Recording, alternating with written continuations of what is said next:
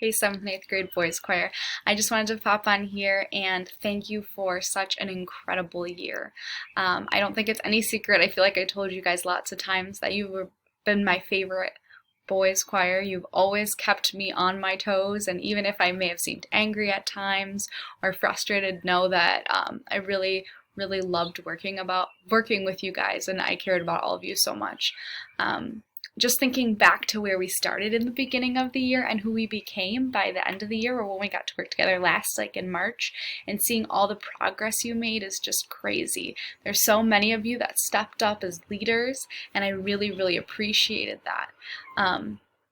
I feel really sad that we had to end this way because I was really excited for our last concert, for you guys to show off and be as great as you were becoming. And so that's hard for me, but it was great to hear all you guys sending in your recordings. It kind of gave me a feeling of like being together, even though we couldn't officially be together. I want to recognize our 8th graders. We had some crazy awesome 8th graders this year, and I know it's hard for me to say goodbye to them.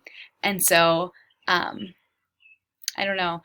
It's crazy, but somehow every year the 7th graders from before turn into those 8th graders and we start all over again at the beginning of next year.